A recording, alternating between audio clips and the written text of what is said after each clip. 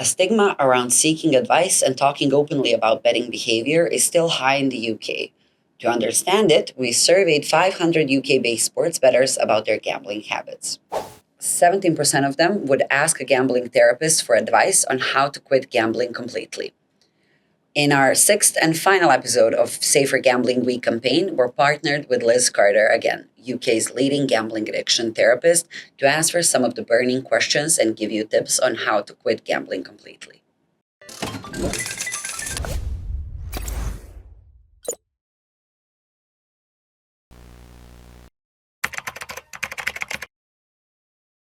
The most common question among bettors is, quote, I tried for years to stop gambling and always go back to it. Do you think it's possible for me to stop? Do some people just have an addictive personality? End quote. First of all, I say to you, most sincerely, yes, I absolutely believe that you can stop. If you've tried lots of methods, and I want to say to you, firstly, as well done, because I can hear that you really want to. And if you're wondering if you have an addictive personality, then I'm sort of wondering myself if maybe there have been one or two other things that you felt you've been dependent on before. And again, that's not unusual. Lots of people come to me and they might say, I've seen therapists before, I've tried the anonymous groups before, I give up gambling for a while and then I pick up alcohol, I stop that, and I've started drugs. What we usually find is that person just hasn't really got to the root of what their addiction or the addictions are about. And consistently, I found that once you do that, it's just transformational. So that route might be in not managing things like stress or depression or anxiety very well. And you've just not realized that because you've just got so used to feeling stressed and anxious about gambling, you'd forgotten that maybe it was stress and anxiety that drove you to gamble in the first place. So the way that I found works is to go and see somebody who will help you, first of all, address the behavior, and using certain strategies that I think are bespoke to you is really important, because there are themes and patterns of every addiction, but everyone is different. So get somebody who will work with you as an individual.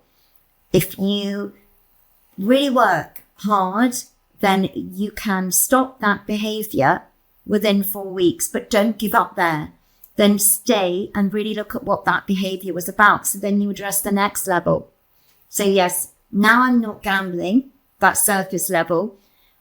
I realized that I was gambling because something was making me very stressed, or I was very depressed because my life doesn't feel fulfilling, or I feel I'm trapped in this relationship or this job, or I get very anxious about certain situations.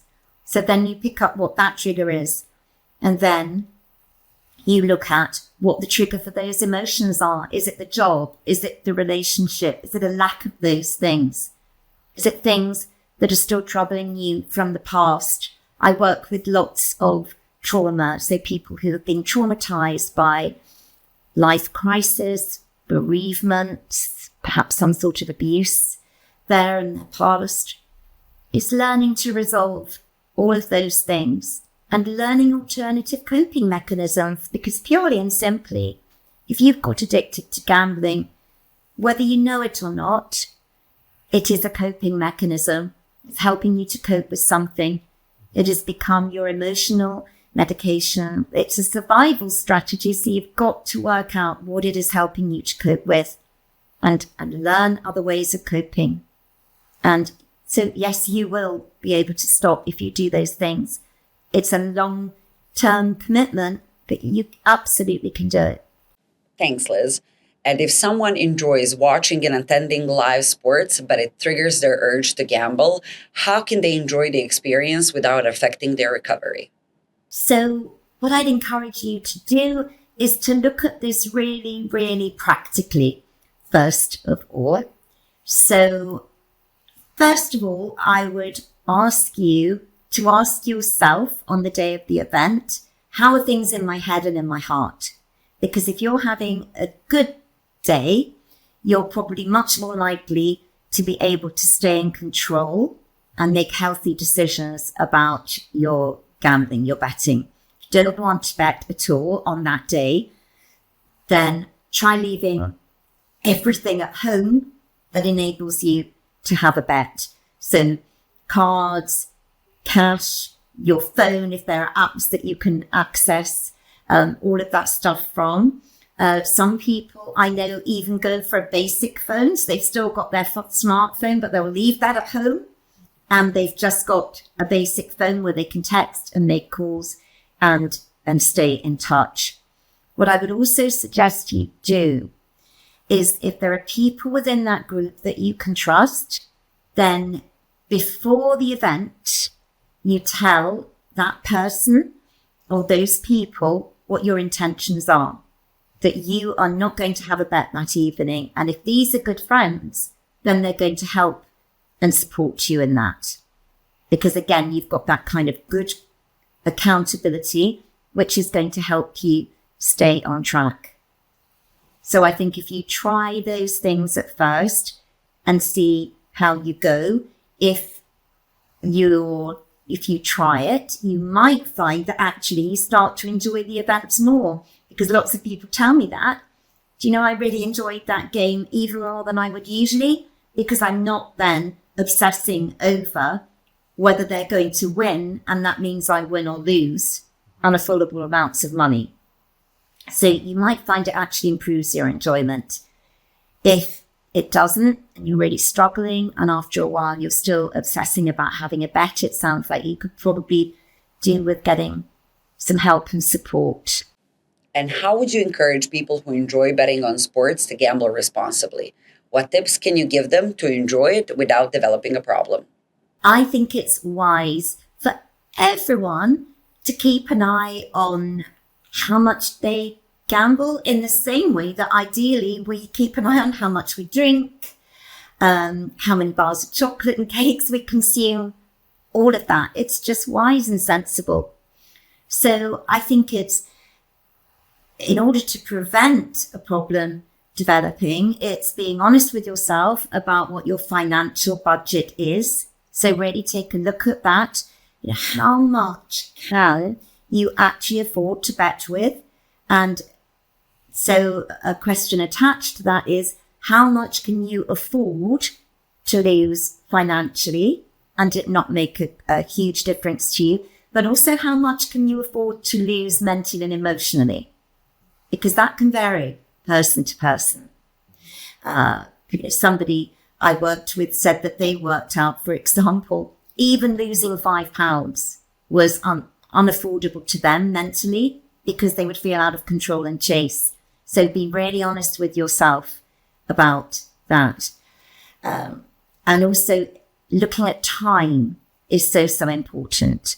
How much time can you afford to give to gambling? Because it's the same as anything we do, isn't it? If we start to spend unaffordable amounts of time and life starts to unravel as a consequence, then more we want to do the things that offer escapism, because life starts to feel like a place we don't want to be. So gambling could then end up being the world you want to dive into more and more. So keep an eye, budget your time, budget your money.